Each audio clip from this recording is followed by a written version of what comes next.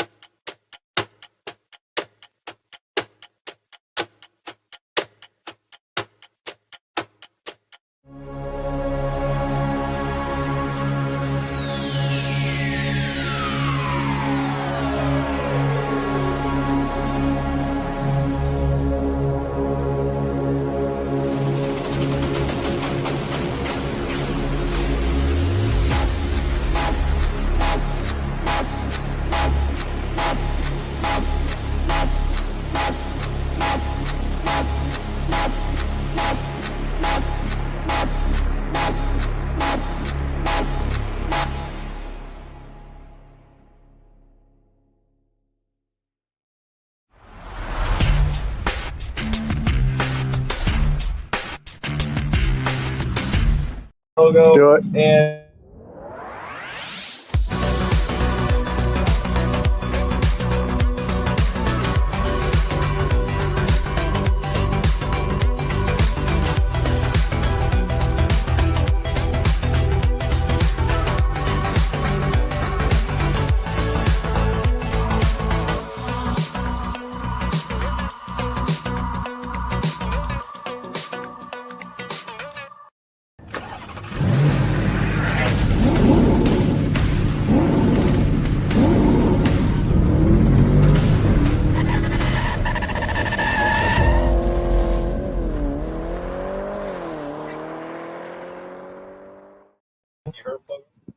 Hey, everybody. We are live in New Orleans, Louisiana, NOLA, as it's called, for the PCA 2025 Convention and Trade Show. I am James. You know who I am, or at least I hope you do. You probably don't, and if you don't, that's fine. I'm here, joined by my friend Nick Sears, co-host, friend, owner of LH Cigars. Welcome to the show. Thank you. Glad to be here. Here on my left, you'll see my friend and host of Clear the Air, Tim Allen. Timothy. an absolute pleasure. I'm so glad we're doing voices tonight. And also, right to the left of Tim, you'll see my friend Jimmy D.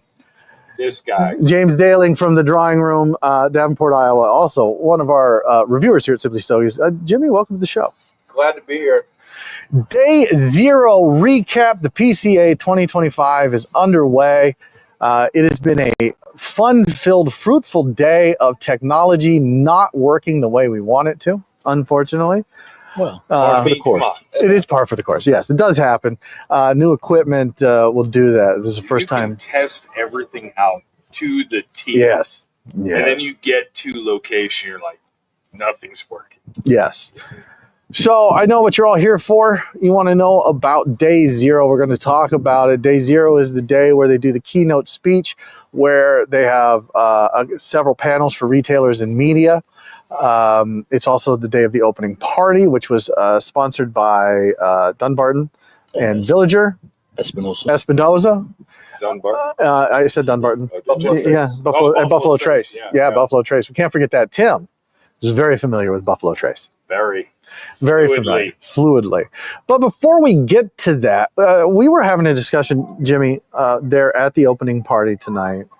And you went to all of the opening festivities, as the case may be. I did. let's talk about that for a little bit. What did you think of, like, just start at the beginning, right? The very first one. What did you think? Keynote address. I thought the keynote was, I mean, I nerded out the whole time, and This is your first PCA. This is my first PCA. I've watched Nerd Out Warranted coverage for 10 years, and the opportunity to come here was great. I was telling you, like, I nerded out on the business of the industry. Yes. Right? A lot of people are there for cigars, rightfully so. That's what's bringing us all together. But I really enjoyed hearing the business side of it, the speakers. The first session I thought was really good. And for me, it was, I'm an introvert by nature, so forcing myself to, like, actually meet people, build relationships, just being able to sit around like-minded retailers and end up, networking and whatnot. It was really, it's kind of a blur, honestly. Yeah. Right now, as I'm even trying to think about it, it's like the memories have not been solidified in my brain yet. Wait until tomorrow. Yeah. Where it gets really crazy. So I'm going to ask Tim to go behind the camera real quick and throw up our sponsor underneath. Our sponsors for all of our PCA trade show coverage are smallbatchcigar.com. Go to smallbatchcigar.com, use coupon code Stogies. You're going to get 10% off every purchase. I want to thank Small Batch for everything they've done for us. Without them, we wouldn't be here at the PCA trade show.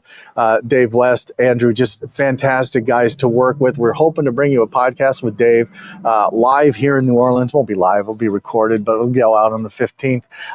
We're looking forward to that, seeing them at the show. And so again, Small Batch Cigar. Go there, get your cigars. There's nobody else who's going to take care of you because they know what's at the trade show. Why? Because they're here, boots on the ground. They're talking to manufacturers. They're tasting the cigars. They've got them in their hands. They're feeling, smelling, tasting, touching them, and they're going to have everything you want. Smallbatchcigar.com. Aficionados know, enthusiasts know, now you know. Smallbatchcigar.com. Our coverage of the PCA 2025 Convention and Trade Show in New Orleans, Louisiana is also brought to you by our friends at Mild Kentucky Herf. Mild Kentucky Herf, May 9th and 10th. Go. Why have you not got your tickets yet? Look, you're going to get almost 30 cigars, if not 30 cigars. Hell, at this point, it might be more than 30 cigars. Who knows? You're going to get that. You're going to be able to meet principals, blenders like my friend Nick Sears right here to my right. He's going to be there with us. Will indeed. It's going to be a good time. And Dwight and Steven do a great job there. I love those boys. They're just absolutely just brilliant. Present company excluded. It's my favorite lounge. I love Fat Ash, and the Mild Kentucky Herf's fantastic. $250, 30 plus cigars. You're going to get a ton of swag, Luciano branded bag. And look, get your pit pass. You've got days to get your pit pass. It's an extra $100, but you're not going to have to go trick-or-treating around. All of your cigars, all of your swag are going to be in a bag for you at the door. You're good to go. Plus, you're going to get a Dickies, a button-up shirt. Get your pit pass, $100, May 9th and 10th. It's always the second weekend in May. It's Mild Kentucky Herf, Ashland, Kentucky, at the Boyd County Convention Center. Go to fatash.com/events. Get your tickets now. Back to the trade show, as Tim has, did you get the little banner up on the bottom? Yeah, attaboy. Yeah, the one we worked on. Yeah, we got to figure out how I can do that while I'm sitting right here so I don't have to walk away. But nobody wants to look at me anyway. So yeah, no, it was fine. Our audience went up when you left the camera. It was great. I saw it. I heard it. The numbers. I heard people cheer in the distance. It was fantastic. Yeah. Yeah, which is better than gunfire. What? Anyway, what? So day zero, the keynote address, what struck me when you were talking about the keynote address with me before is you said a lot of the retailers, it was like 80% full at the beginning of the keynote address. And by the end, most of them had filed their way out. Wow. Yeah, so my memory has now come back to me. So it started out with the hand rolled on Julio Roa, and being in cigars for maybe the last 10 years, I've always heard of the Aroas, but actually seeing his story it set the mood for me for the rest of the day, because you're learning about who he is, where he came from. I got into the industry when Camacho had been sold, and he was kind of a figure I knew of, but wasn't really tied to anything. Yeah. And then his sons with Aladino and JRE. Yes. And That's right? JRE, Aladino? No, what's the other one? Aladino and... It's Iroha Cigars. He's got a bunch of brands under that. Yeah, okay. But so that kind of set the mood, just seeing the thing that kept just hitting me over and over again was family, legacy, leaving this lasting impression in the lineage and how tobacco like flows through their veins, right? And it's handed down. It's a traditional art that has to be carried on by people, right? Mm-hmm. Yeah, it's interesting that you say that, because that kind of set the tone for the rest of the panels later on.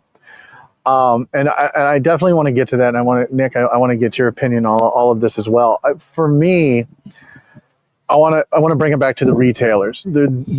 It costs a lot of money to come here, whether you're a retailer, a manufacturer, or your media. It costs a lot of money to come and do this. And the retailers that come and do this just to get the deals, to come in, blow their wads, so to speak, and leave, I feel like they're leaving a lot on the table. I don't think retailers come for that, just for that. I mean, but if 50%, if it goes from 80% capacity to 30% capacity at the keynote speech, are they really bought in to the PCA and what the PCA does for the industry? Unfortunately, not so much for what the PCA does or for them. I think the majority of retailers, it's a double-edged thing. They're here to get the deals. But the reality is, with few exceptions, you can get the deals and never leave your lounge. The reason to really come here as a retailer or as anybody in the industry is to really network and to meet the people whose cigars you're selling day in, day out. So you're putting a face, a family, a legacy to a brand, and to have interactions. And the great thing is, even if you don't go to every show, which most of these retailers do, but to come every couple of years even, to just keep that relationship going. Because a lot of them, if you're in Iowa or some of the lesser traveled areas, these guys are not coming. Are you saying Iowa is lesser traveled? I mean like flyover? Mid-America. Yeah, flyover country. Yeah, flyover country. So these guys, you kind of got to come to them. I mean, you'll get their local representation, but to actually get the principals, the owners, the blenders, this is where you get to see them. You get some FaceTime with them.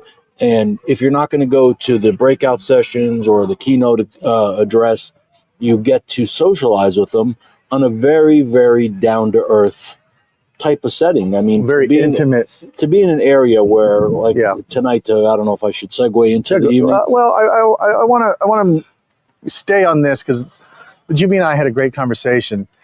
I just feel that the retailers, you guys heard me talk about it, there's a lot of bad lounges out there.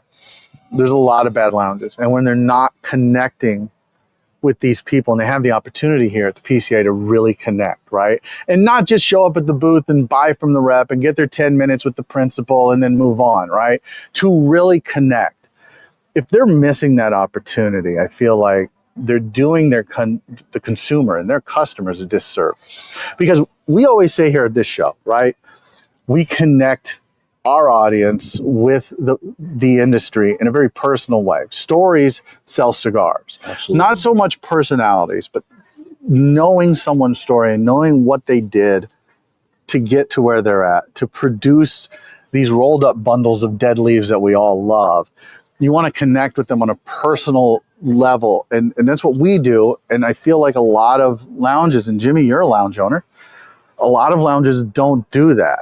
And I look at you, at what the Drawing Room does, and I look at what Fat Ash does in Ashland, Kentucky. And there's a handful of lounges that I could absolutely, kind of point out, I think Andy Schweiss at the Cedar Room in Scottsdale, Arizona does a great job. I think Anthony Goins and Jeff and company do a fantastic job at Capital Cigar in Omaha, Nebraska. And I know there are more great lounges, B&Ms out there. You know, when we had Michael Herklotz on, there are also a lot of bad lounges out there. Do you think that stories, and I know that you're pushing to Jim to answer the question. I don't want to derail that. No, derail away. But do you think that there's I feel like there's a lot of new cigar companies out there that are trying to create this story, and some of them are really good. Some of them are okay. But we're getting away from like the legacy brands and the growing up in the. We're gonna talk about legacy here in just a second. This is where I wanted to kind of go. With the conversation and what you're proposing, James, is that when I showed up today, I don't know if this makes sense, but when I showed up today, I was not there worried about the drawing room. Like, I didn't show up today going, how am I going to move the ball forward for the drawing room? How am I going to represent my lounge? I went there today as I'm a part of this community. I'm a part of the PCA. Yeah. I am supporting the PCA. They do work for us that goes unnoticed a lot of times. It's easy to crap on the PCA for things they do or do not do, or the way you didn't like something that I feel happened. personally attacked. But for me, it's the word I used with you was like there's a selfless aspect that I try to bring to it. And what I witness a lot of times is where people love cigars. It's great. But when that's all that really drives you, and it's like, I'm here for the free stuff. I'm here to, see what I can get out of it. I try to approach it as like, I'm here to support the PCA too. I'm here to support my lounge. I'm here to support other lounges. I'm here to support the families that make this beautiful product that I love. And so I approached it kind of trying to be selfless in that and be like, I'm here to support. I'm here to learn. I'm here to give them the respect, PCA, to listen to what they are trying to communicate through these sessions on this day. But when you went to those shows, or not the shows, panels, the panels, right? We were talking earlier before we hit the record. You were talking about how there was emotion. Yeah, and he told me the same thing, right? And I want to. That's kind of where I want to segue with all of this. Is you got emotional. I hope you don't mind me saying that. I mean, I did say it was in the trust circle when I told you that, but I'm fine with getting emotional. Everybody. But here's the thing: when you trust circle, we're all in the trust circle. Trust circle. When you get emotional about it, it wasn't just because, oh my God, I'm here at the PCA and I'm surrounded by all of these wonderful people who love the same thing I do. It was different than that. You talked about, the panel that had Class Kellner. Yep. And you looked over and you saw Hanky in the audience, and you watched him. Yeah. And you could see that he was emotional. Because here's Hanky Kellner, a giant in the industry, a titan of cigars. And his son is up leading a panel discussion in the industry that Hanky changed, made such an impact on. And now he's seeing his legacy handed down, right? And who else? There was someone else who had the same. I'm from my seat. I was 4 tables from Nestor Plasencia. Hanky was 2 tables over, and I'm a father of 4 daughters, right? And I'm watching the next generation take this legacy and move forward. But it's deeper than cigars. Like, I'm watching fathers watch their children. I'm watching them up on the panel stage with so much maturity and understanding in class, and how things I don't have. It's just ingrained in them, and there's I'm just sitting there going, there are so many life lessons that are happening if you can slow down and pay attention to what's going on. But was anybody paying attention to that other than you? I mean, hopefully, yeah. I mean, it's a very diplomatic answer, Tim. Because Lisette pointed out that he was in the back laughing, and you know. And it's funny because I don't mean to cut you off, but it's funny because you're talking about legacy and this heritage of from father to son and so on and so forth that gets kind of passed down. And for a lot of us who smoke, we don't have that. No. We are adopted into that legacy because we have a passion for the leaf. And you have folks like Lou Cross, right? Who adopted into it, and he's creating his own legacy. You have guys like Nicholas Saris, who greatest man ever. But your family owned tobacco fields in Greece. Yeah. But it wasn't like in your blood. It wasn't like cigars were. Well, they got out of it. No, cigars was never, and it was never my father or family's intention for me to ever be in the tobacco business.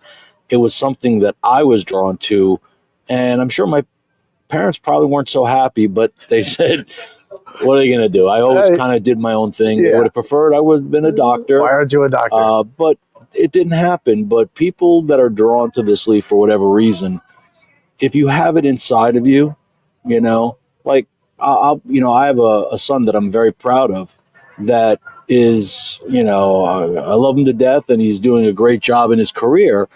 And he's mentioned to me, hey, Dad, do you think I should get involved with the business? And I said, no, even though he would be a great salesperson and a great whatever. He smokes the occasional cigar. We have a bond over that, and he smokes with his friends, but it's not really, if I felt the passion in him saying, I want to do this, Dad, I would be all for it. But I can tell, you know, he's 31, and it was not something that I ever. Oh, he's a young. You know, he's a young guy, and so that might change. It might change, you know. But again, it's not something I've always told my son: do what makes you happy, and just be the best at what you do. And that's the thing. These kids, class, and they grew up steeped in it, right? They were there. They grew up, whether they liked it or not. And honestly, that's what the PCA is all about. It's about legacy and promoting that legacy and seeing it move forward. That's what this trade show is really about. That's really what the industry is about. It's always funny to me. You talked about being selfless. People come here and they treat these booths like and I promise I'm not going on a rant. They treat it like trick or treat. I'm somebody ready to go on a rant. When the rant light turns on, we'll shut this thing down. We'll shut this whole motherfucker down. Yeah, but people come here and they treat it like a trick or treat. And they go booth to booth and they get their cigars and they move on. And now media can, please, can I have a cigar? We're not doing that. I hate that. Selfless. You are here to promote that legacy because it's so important.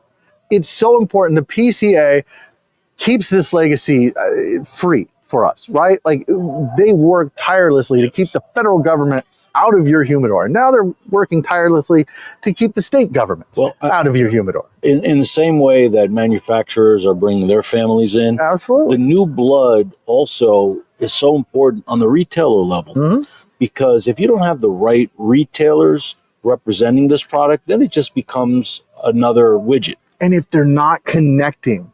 Right. So if they have no idea of the background, what it is, to them it's just how do they sell a product? I don't know. And how many times do you put your cigars in a lounge and they sit there because they don't sell? I'll go into a shop, and if I can feel that this is not a shop that, somebody's going to look. If you want to buy a Macanudo because you've heard the name, you walk up, you get your Macanudo, you get your Romeo and Juliet because they've heard the brand names. They don't need somebody to sell those things. But selling, I use the word selling, but it's really directing the right tobacco product to the right customer. Yeah. And that's the most important thing. So there needs to be more retailers that have that passion. Now, Jimmy is first year here. And there's people here, I'm sure this is their 20th as well. Yeah. So I'm not saying they're jaded, but, they've done this a few times. You know what I mean? So the idea is they bring some other people along with them that are new blood also like yourself to be here to get that ignition in themselves to want to go back to their shop and say, hey, try this new brand that just came out this year. It's fantastic. The story is fantastic behind it, and try it because of this reason and that reason. And that's also, so you need the new blood on the retailer side as well as the manufacturer side being handed down. You talk about stories, Nick. That's what I felt today was the PCA was telling a story. And there's so many examples of even when we're talking about family and legacy, and Eric Espinoza, when he was up on stage with Guy Fieri, he talked about his sons. And he was like, I'm not going to do my Eric Espinoza voice. Thank you. I appreciate that. But he's like, listen, I don't know what's trendy. I don't know technology. I don't know these things. I rely on my children to help me navigate, to understand, what's going on almost culturally, right? And over again, I was sitting there the way when we were talking about it, I was a Gentile. I was sitting there going, I'm a part of something bigger than me, and sometimes you can idolize that legacy. Yeah, fanboy over it. Yeah, and so then, for me, at least, there's like an imposter syndrome. Like, can I be a part of this? And I'm talking industry-wide, not just smoking cigars, but like, I don't have a legacy. I don't have a history. I don't have a lineage. And I know the answer to that question. And I do feel like I just feel that I felt inspired today to, like, I am a part of it. It's not can I be, it's I am. And in my sphere and in my little niche of the industry, it today wanted me to just work harder, pour myself out more, make myself more available. It's, I don't know, it's a love letter. Like I literally was like, I'm gonna go back to the Airbnb and write me a love letter to the cigar industry. Well, you touched upon people coming from all walks of life, as their consumers are. It doesn't matter what you do when you're smoking a leaf. We've talked about this, so Ad many nauseum. times. It's the same thing about people in the industry. If you notice all the brands, okay, you have these legacy families that are continuing on, the Fuentes, the Padrones, the Aroas, the Kellners. I mean, you got those people that have been doing it their whole life and then some, generation after generation. But then you have people like Rocky Patel, who broke the mold back in the 90s, Indian selling cigars. That was unheard of. He was really one of the real groundbreaking guy that broke the mold, and people like, Pete Johnson came in with it being one of the first boutique, well-known brands. Pete Johnson, Matt Booth, Dion. And all different walks of life. They're all different, coming from different business backgrounds, but their passion for the cigar is what drew them to this business. And they blazed the trail for these newer boutique brands like Lure, like Stoic, like, LH. They blazed the trail so you could come in and do that.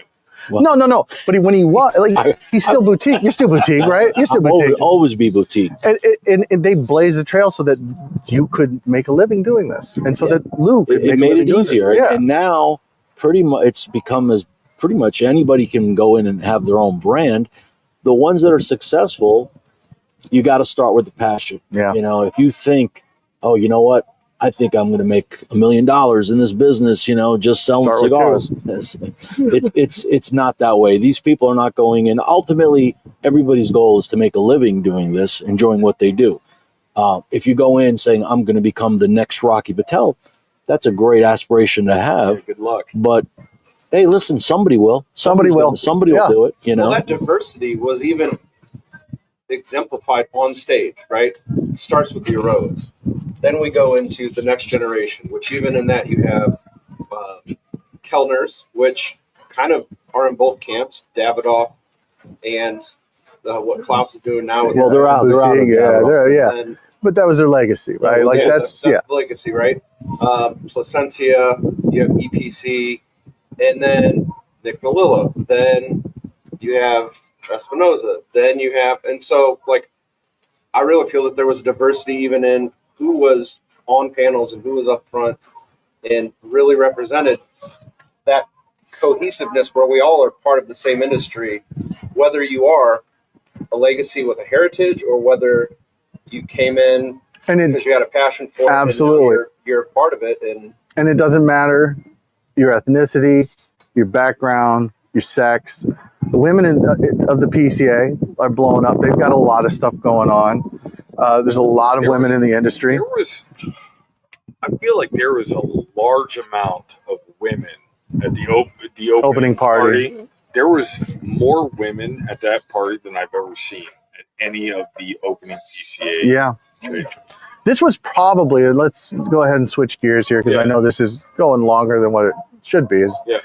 As our cameraman and intrepid. I want to get to the point of like, what do you expect from the PCA trade show? I want to ask that question, but go with your thought first. I will. Our cameraman is kind of freaking me out because he's behind. Is everything all right back there? Shit, fine. All right, perfect. Perfect. That's the right answer. Yeah. I want to talk about the opening party. In my opinion, and Jimmy, you obviously can't really speak to this. This is your first one. Yeah.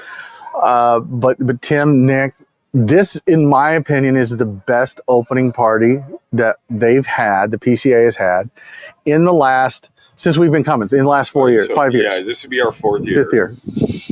There's been some fancier ones, some pretty good ones in the past as well. But of late, this was great. And I think that's credit to Joshua Habursky and his team and what they've done since he's come in as executive director. Well, I can tell you from the last time it was in New Orleans, it was a night and day. Night and day. So I'm looking forward to the rest of the trade show. Yeah. Who was the gentleman that came around and introduced himself to everybody? He was a member of the PCA. Yeah, I believe that was the president. Did you see him walking around? So I'm the guy who likes to have a little bit of bourbon, so I don't. You don't say. I'm not well with names, but that right there, when he came around to every. Don't blame it on the bourbon. Yeah, don't blame it on the bourbon. But when he came around to every single table, shook every single hand, and said thanks for. Yeah, thank you. I appreciate you being here. That was such a small thing that made it's a nice touch. It is a nice. It's classy. Yeah. And I think that the folks at the PCA, Antoine and Lisa and Josh, I know I'm forgetting names and I apologize, but everybody, the whole staff has a passion for what they're doing. And I think Joshua has really re-energized them. And they're moving in a direction that I like. I don't agree with everything they do, like letting media ask for cigars, letting media sell advertising. We've had that conversation. We're not going to have it again. But we're not going to go back there. But I think he's doing a lot of great things, and this opening party really kind of solidifies that in my mind. Super different. It was. I liked it. Yeah, all of my reps that I talked to at the party, they were all like, "This is nice." I'm like, super nice. Hopefully, it just keeps going up from here. For my first PCA. For such a large venue where it was, held today. It still felt very intimate, and you got plenty of time to kind of move around this very large park space and see people from all different parts of the industry, and everybody was enjoying themselves. I could tell everybody was. We saw so many people. Greg Free, Pop Smoke. If you remember last year, we had an interview with Michaela. It was her first PCA. We did talk to. We saw Michael Knowles. Yeah, we saw Michael Knowles. We saw Pete Johnson. We saw Steve Saka, Bradley Rubin. The list, Matt Booth. The list goes on and on and on. It's just a who's who. And again, like if your retailer isn't really taking advantage of that time with these guys, and I mentioned Pete. We've mentioned. Yeah. Is that the bourbon talking? Yeah, okay. Yeah. It was just go with it. Just go with it. It was really good. What did you think of the opening party? Your first opening party. Your wide-eyed naivete. What did you think? Yeah, I thought it was as well as it could be with a huge mass of people. Like obviously, when you have that many people, there's always logistical issues. I didn't notice anything. Even check-in. Like I messaged you, I was like, check-in took me 10 minutes. Yeah. Because I've heard horror stories. check-in It was was great. Well, for us, it was super Yeah, it bad. took Yeah. me a In all fairness, most exhibitors did not have it go so smoothly. No. The line was even the people that were doing our And that was badges. last year, remember? Yeah. Oh, But this year, the lady that was giving me my badge, she's like, "Oh my God, these exhibitors, they were not happy." She was telling me that. Yeah, I not, talked to a couple exhibitors You know. that were in line, and they were going to be there for a while. Yeah, no, That's not. the way it is Yeah, every year, though. it is. It is. Let's talk about what people should look forward to and why you should really care about the PCA. Oh, And it's everything we've discussed. It's legacy. It is family. It is stories, and it is a eclectic, diverse group of people who come together for the love of the leaf. And and honestly, it's a family environment. it is. It feels like family, When you're here, it does feel like family, and you're seeing old friends, people we don't get to talk to all the time, friends of the show, new friends, old friends alike. It's Future it's friends. future friends we haven't made yet, and we'll be coming to see you at your booth all weekend. Please look forward to it. I think that's a great place to end. Nick, do you have any final thoughts, parting thoughts for this day zero recap? I will just say that I thought it was a great opening day. Of late, it's one of the best ones. That party was phenomenal, and I'm looking forward to the rest of the show. I believe it's going to be a really good show, and I think people are going to leave here with that feeling overall, that it's a good show. Yep, I have a good feeling for it. I do too. I agree. Tim, what about you? And then I'll have you go get ready to end it. yeah, right. I got to jump out. Jump out and yeah. Randy doesn't know the right button. I didn't tell him how to do that. Oh, shit. I just realized No, that. this is a great PCA Okay, trade. go ahead, I Tim. like the fact that. Thanks, Tim. Go ahead. Yeah. Thanks, buddy. I like the fact that we're in a new location. It's going to be a new show to me. Yeah, for all of everyone's worry about New Orleans and how it's going to be terrible, it's not terrible. I think but you people's have feelings are going to somebody change. You've done. I've New been here. Orleans I've before. been here as an exhibitor Yeah, 2 times. so- And it's a totally different feeling. Totally different feeling. Yeah, I mean, so we've been here. We left. We did Vegas. We're new. We're only a couple years in, right? 5 and years. then we go back, and then here you are. It's been almost 10 years. Yeah, it's That's come since full I've been circle. here. Yeah, Yeah. well, even Vance, 15 Taylor. or 16. I don't know. he's like 10 years ago. I was Yeah. here, Yeah. not as an exhibitor. He was here with Luge. Yeah, and now he's an exhibitor. So I think this is kind of like a full circle. Yeah. I'm excited because we're not in Vegas. Like, I'm just going to be honest with you. I'm tired of Vegas. Yeah, Right? yeah. And then you've been just rampant on the putting stuff out and talking social media. You've been hot as a ticket. Our So ticket's James hot. and I are about to go home I don't. because you can handle this all. Again, on your own. it's for me, it's exciting, and I want to try and convey that to the members back home at the drawing room, to people that follow me, on my other social media account for my personal cigar use. But Yeah. I don't know. To me, when you're excited about something and you love it, you talk about it. Yeah. I have a And so- prediction for next year. What I did hear is, and it was obvious, that there wasn't a lot of representation from the Western states, i.e. California and such. Definitely, I don't know what the numbers are, or, who's from where, but I think next year, a lot of these California guys or the West Coast type of people that generally don't make the trek over here are going to go, you know what, maybe next year I'm going to come. So I think next year's attendance is going to even outdo this one this Yeah. year. And it's And- been great. And with all the talk I of think there's a lot of people that are going to be pissed that they missed out on this piece. I think so too. And I know that we had talked before with the tariff, all the tariff talk. There were retailers who were saying, well, we're not going to go. We're just going to call our rep and we're going to get the show deals because now we're not going to go. We got to get the cigars Yeah, in there's been before a number of people that did that.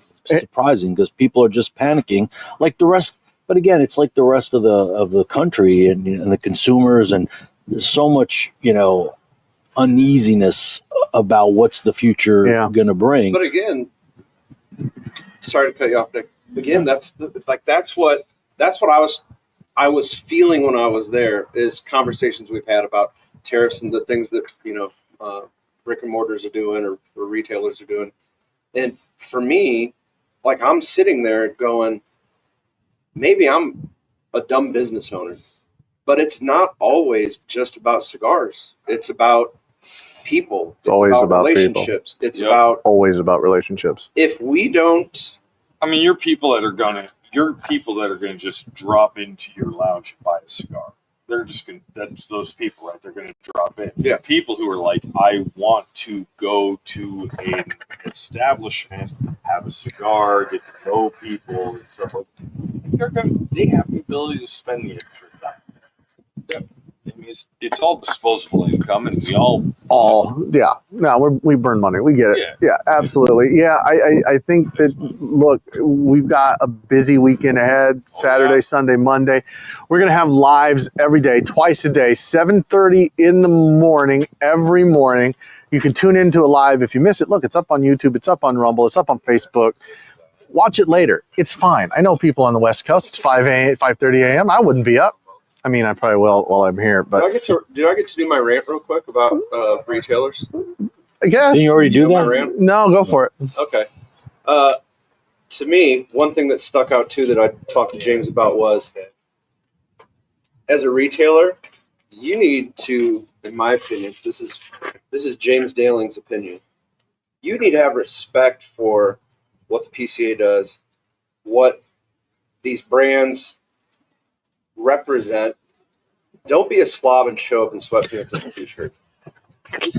I told him, I'm like, I'm walking around looking at retailers, and they're walking around in sweatpants. I'm like, what do you? It makes no sense to me. So that's my thought. It's a good thought. Look, I remember. Respect the industry. Show up a little classy. You got to come in a three-piece suit. Randy, don't schlub it. Randy and I were at an event a few years ago. I'm not going to name the event, but one of the event promoters, one of the people in charge, right, showed up in sweatpants, and Randy looked at me and he goes, "Is that guy wearing sweatpants?" I said, "Yeah, he is." He goes, "We're leaving." And we got up, we left the event, we went to a different lounge. Yeah, don't wear sweatpants. What are you doing? What are you doing? Speaking of our man, Randy. Did you teach him how to? He's producing this shit right now. Wow. Believe it? Wow. What's your credit? Yeah, well, we're gonna change that shit. Yeah, our content director's on it. Look, like I said, 7:30 every morning, we're going to be coming to you live. And then every night after the trade show, we're going to be coming to you live. What time, you ask? That's a great question. I don't know. Hit the like, hit the follow, hit that notification bell so you get notified when we go live. It's going to be sometime between, I don't know, 8:30, 9 o'clock every night. As long as technology works, we'll be on. I think we got it figured out. Technology and schedule. Again, I want to thank our sponsors, Small Batch Cigar and My Old Kentucky Herf. Without Small Batch Cigar, we would not be here. Go support them. Get all of the cigars you're going to hear about us, hear from us here at the trade show. They're going to have them. Use coupon code Stogies, 10% off, bonus 5% rewards points. It's always free shipping. They know how to ship. They ship fast, and they ship securely to your door in just a couple of days. Smallbatchcigar.com, enthusiasts know, aficionados know, and now you know. Smallbatchcigar.com. Guys, for my friend Nick, for my friend Tim, and for my friend Jimmy, and for our content director behind the camera getting ready to hit that end button, stay smoky, friends.